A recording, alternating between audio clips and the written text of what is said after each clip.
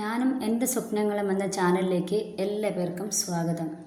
ഭാരതത്തിലെ ക്ഷേത്രങ്ങളിൽ വച്ച് ഏറ്റവും വിസ്മയിപ്പിക്കുന്ന ആചാരങ്ങൾ നടക്കുന്ന ഒരിടമാണ് കൊടുങ്ങല്ലൂർ ശ്രീ കുരുംബ ഭഗവതി ക്ഷേത്രം.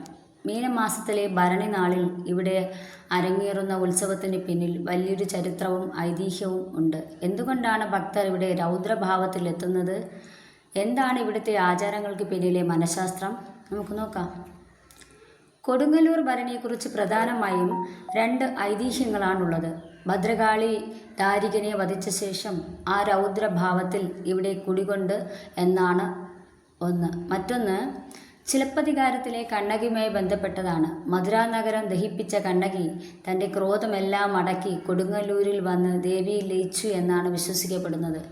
നീതിക്ക് വേണ്ടി പോരാടുന്ന ഓരോ സ്ത്രീയുടെയും പ്രതീകമായിട്ടാണ് കൊടുങ്ങല്ലൂർ അമ്മയെ ഭക്തർ കാണുന്നത്.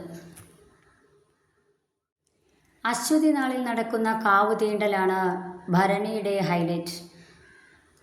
തച്ചോളി ഉദയനൻ്റെ തറവാട്ടിലെ പ്രതിനിധികൾ അനുവാദം വാങ്ങുന്നതോടെ ആയിരക്കണക്കിന് കോമരങ്ങൾ ക്ഷേത്ര മതിൽക്കെട്ടിന് ചുറ്റുമോടുന്നു.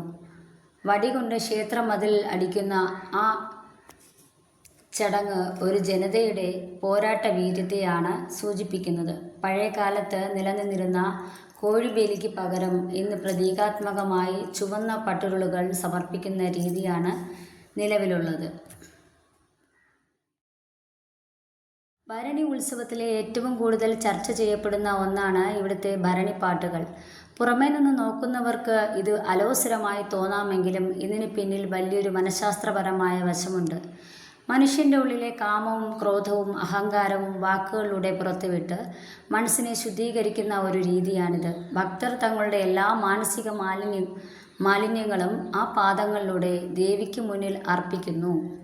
എല്ലാ അഴുക്കുകളും അമ്മയുടെ മുന്നിൽ ഇറക്കി വെച്ച് നിർമ്മലമായ മനസ്സോടെ മടങ്ങുന്ന ഒരു ഭക്തൻ്റെ വികാരമാണ് ഈ പാട്ടുകൾ.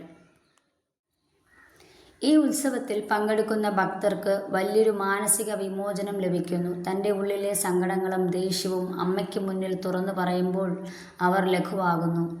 പഴയകാലത്ത് പകർച്ചവ്യാധികളിൽ നിന്നും ദുരിതങ്ങളിൽ നിന്നും രക്ഷ നേടാനാണ് ഈ ഉത്സവം കൊണ്ടാടിയിരുന്നത്. ഇന്നും ലക്ഷക്കണക്കിന് മനുഷ്യർക്ക് അതിജീവനത്തിനുള്ള കരുത്ത് നൽകുന്നത് കൊടുങ്ങല്ലൂർ അമ്മയാണ്.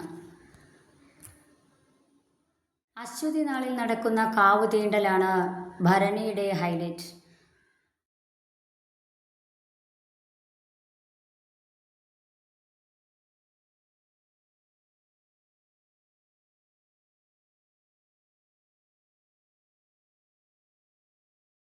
കേവലം ഒരു ഉത്സവമല്ല, അത് ചരിത്രത്തിൻ്റെയും വിശ്വാസത്തിൻ്റെയും മനുഷ്യബന്ധങ്ങളുടെയും വലിയൊരു പ്രതീകമാണ്.